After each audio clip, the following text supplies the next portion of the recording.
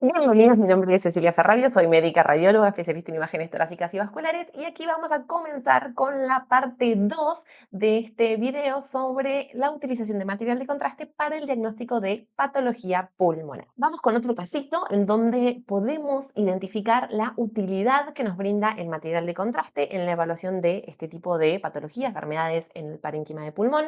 50 años, femenina, no tabaquista, tomografía de control post-COVID que no hemos encontrado en estas tomografías luego de esta pandemia.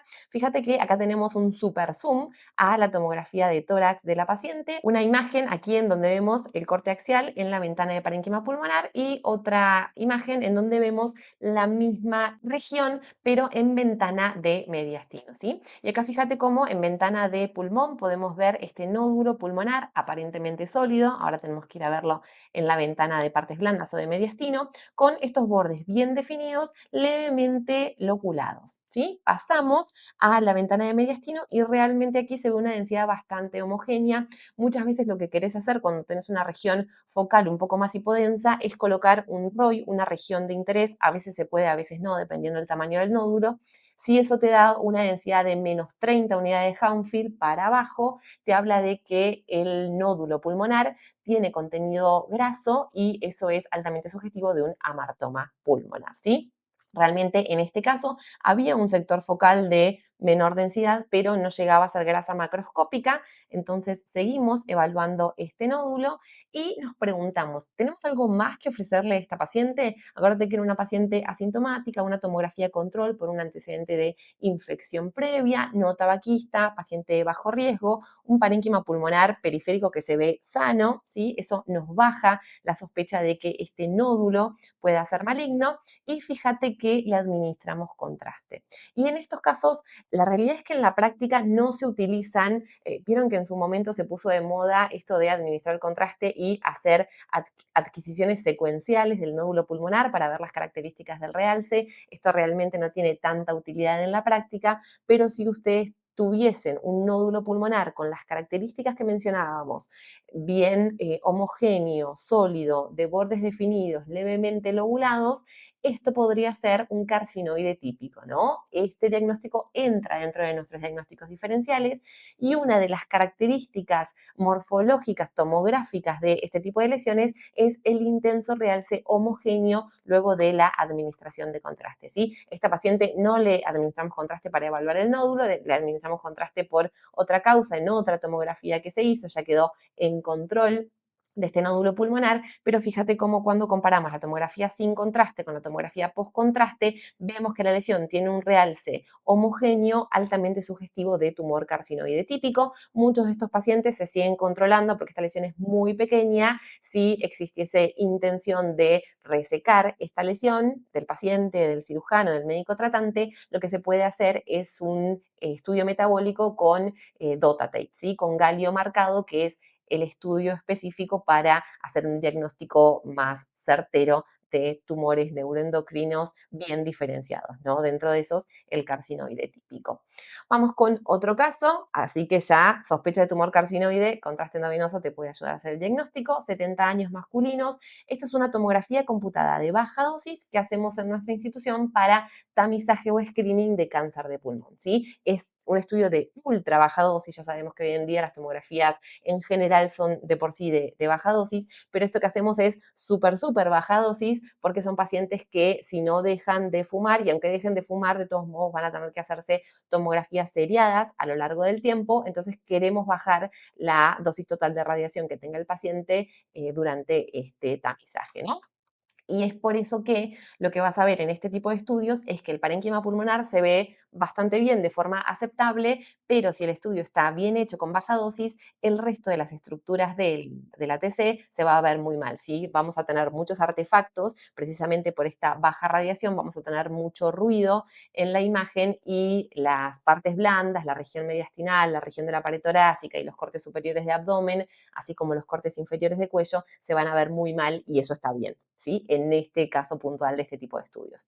Entonces, fíjate con qué nos encontramos en este paciente, una lesión sólida, ¿sí? Un nódulo pulmonar basal derecho, bastante subpleural, con bordes relativamente bien definidos, ¿sí? Una densidad aumentada, bien sólida, esta lesión.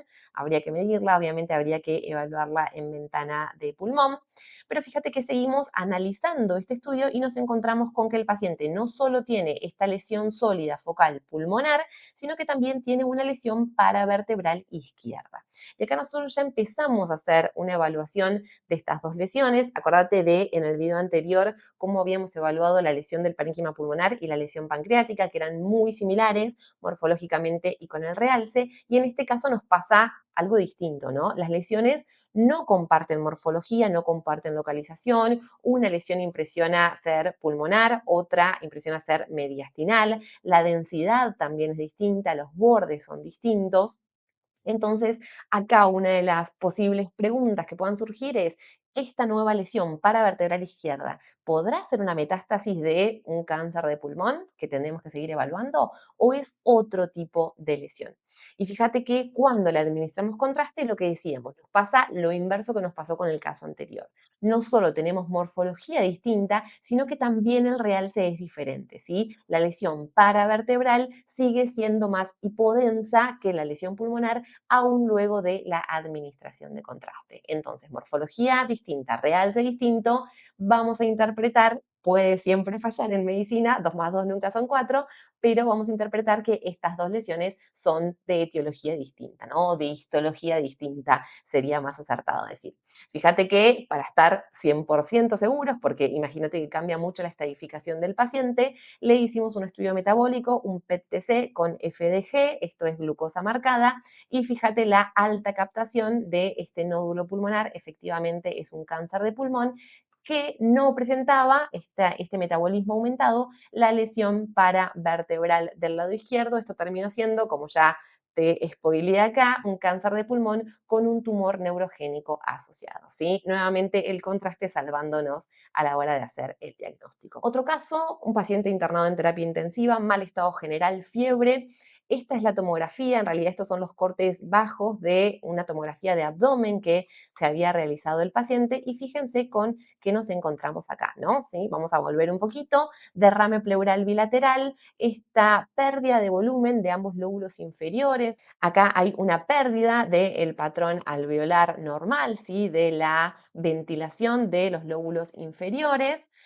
Vemos la reconstrucción y vemos lo mismo, ¿no? Podemos delimitar perfectamente qué es el derrame pleural, que parece libre, de esto que nosotros interpretamos como una atelectasia compresiva de ambos lóbulos inferiores. Mientras mayor sea el volumen de líquido acumulado en la cavidad pleural, mayor va a ser la compresión extrínseca del parénquima pulmonar, sobre todo en las bases, y esto nos va a generar las atelectasias por compresión bastante características y muy típicas que la mayoría de nosotros estamos acostumbrados a ver en nuestros pacientes, pero cuando viene esta pregunta suele ser difícil, ¿no? Acuérdense que es un paciente que está en terapia intensiva, que tiene fiebre, que tiene alta sospecha clínica de tener una neumonía, entonces nosotros con este estudio tenemos que confirmar y descartar. Y si bien sabemos que eso es atelectasia, a veces es difícil decir con seguridad, no, este paciente no tiene una neumonía. Fíjate que a este paciente, nuevamente, no por esta pregunta, pero era un paciente internado en terapia intensiva. Los pacientes que están en estas condiciones suelen hacerse múltiples tomografías a lo largo de su internación, por lo menos en mi hospital. Y fíjate lo que vemos, ¿sí? Este intenso realce homogéneo post-contraste del área pulmonar que estábamos evaluando, ¿sí? Esta pérdida de volumen más el intenso realce homogéneo nos hablan de que esto es altamente sugestivo de atelectasia compresiva, en principio sin signos tomográficos morfológicos de sobreinfección de neumonía, ¿sí? Esto es una atelectasia, ya con el contraste lo decimos con plena seguridad, lo habíamos dicho antes en el sin contraste, pero cuando tenemos este hallazgo nos quedamos mucho más tranquilos.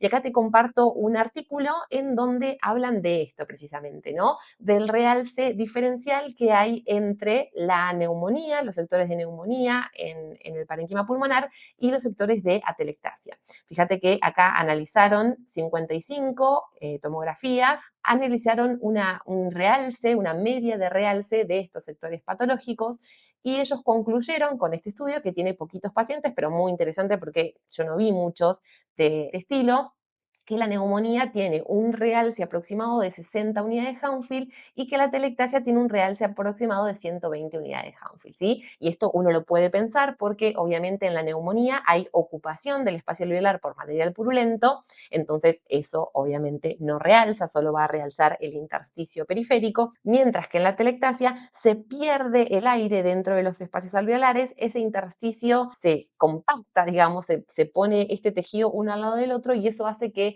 los vasos, el realce de los vasos de ese intersticio se vea mucho más marcado, ¿sí? Porque no tiene áreas de material purulento interpuestas, ¿sí? Nosotros en la práctica no ponemos un ROI, no medimos densidades de atelectasias o de neumonías, pero este dato es interesante tener en cuenta, sobre todo cuando exista la sospecha diagnóstica. Y ellos en este estudio establecieron un punto de corte de 92 unidades Hounsfield, eso les permite hacer diagnóstico de neumonía con una sensibilidad del 97% y una especificidad del 85%, así que bueno, te lo dejo para que lo tomes en cuenta. Por debajo de 92 unidades Hounsfield, acordate que siempre la neumonía es más hipodensa, es probable que lo que estás viendo no sea una atelectasia, sino una neumonía. Así que otro uso importante del contraste endovenoso en este tipo de pacientes. Masculino, 3 años, progresión de neumonía complicada, ¿sí? Fíjate cómo el paciente, en los pacientes pediátricos en general, evitamos la tomografía, salvo que sea extremadamente necesaria.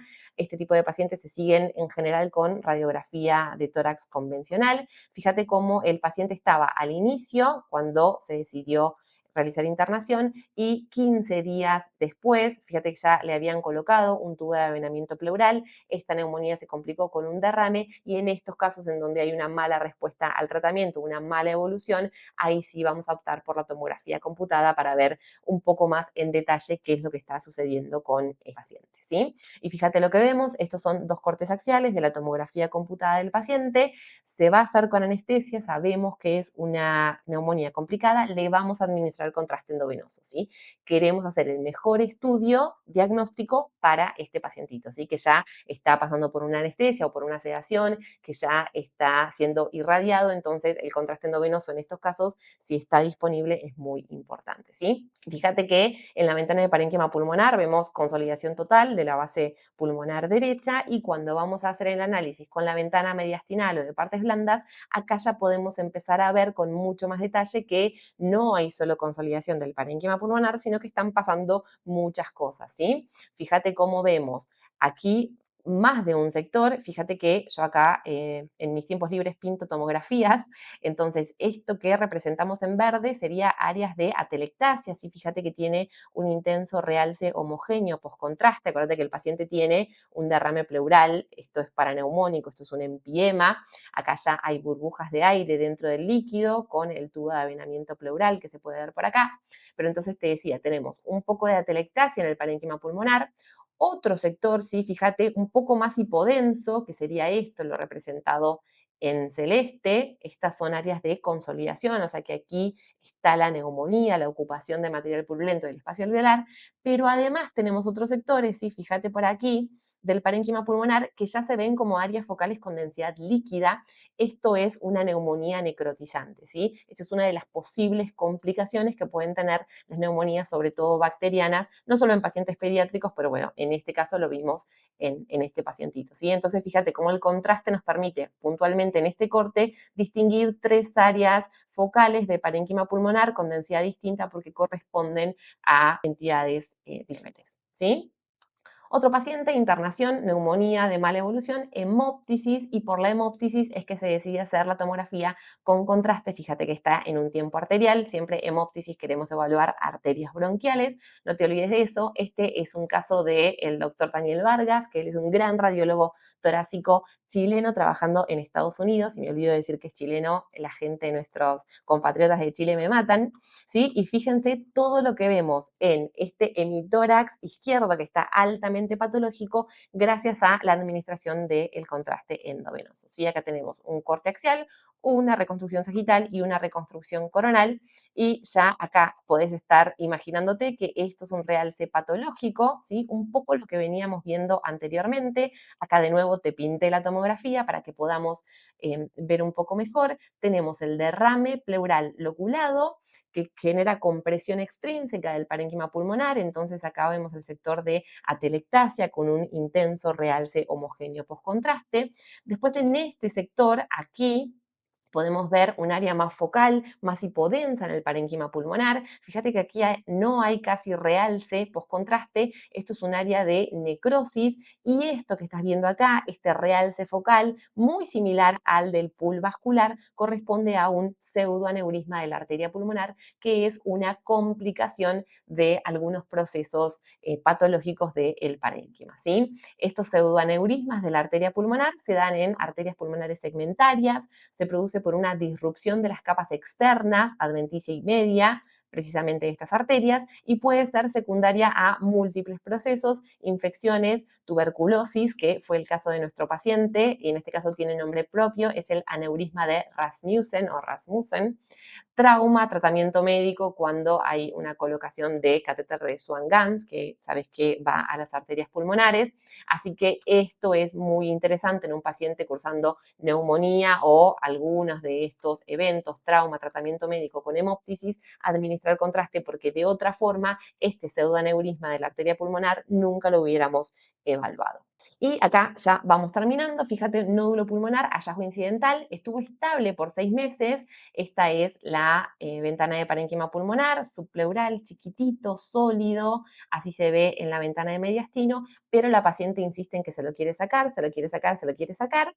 Esto podría realizarse en manos muy expertas, muy avesadas, una biopsia, ¿sí? Percutánea, pero fíjate que cuando le administramos contraste endovenoso en un tiempo arterial, esta lesión focal realza exactamente igual que el pool vascular arterial y esto es altamente sugestivo de una malformación arteriovenosa pulmonar, ¿sí?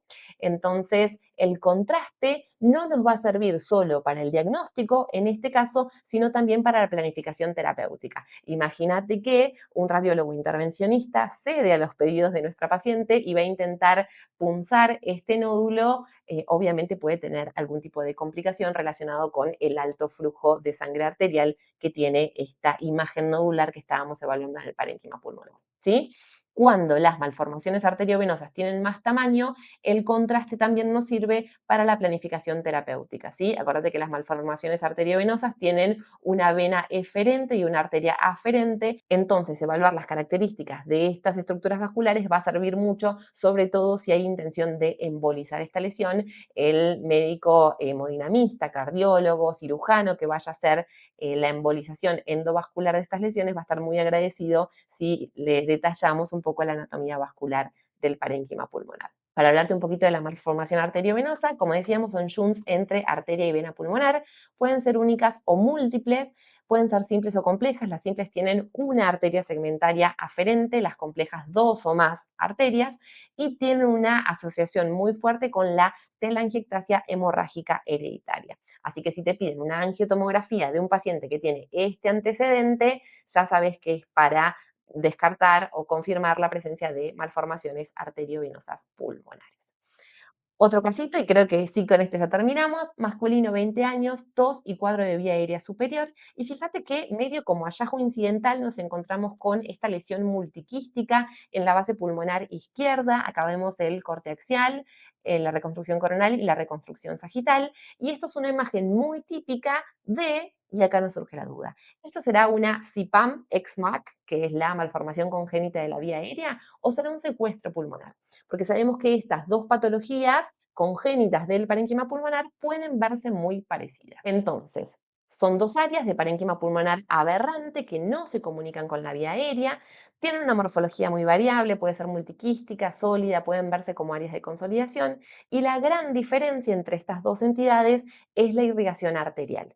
Si es una irrigación arterial pulmonar, vamos a estar ante la presencia de una CIPAM o malformación congénita de la vía aérea, ex malformación adenomatoidea quística, y si es sistémica, a partir de una arteria sistémica, más frecuente la aorta, vamos a estar ante la presencia de un secuestro. Entonces, fíjate que a este paciente le administramos contraste endovenoso y acá podemos ver con éxito esta rama anómala de la aorta descendente torácica que va a irrigar, acá la podemos ver en una recon coronal y acá una recon oblicua para ver todo su trayecto, este sector de parénquima pulmonar aberrante, y esto nos permite hacer el diagnóstico de secuestro pulmonar.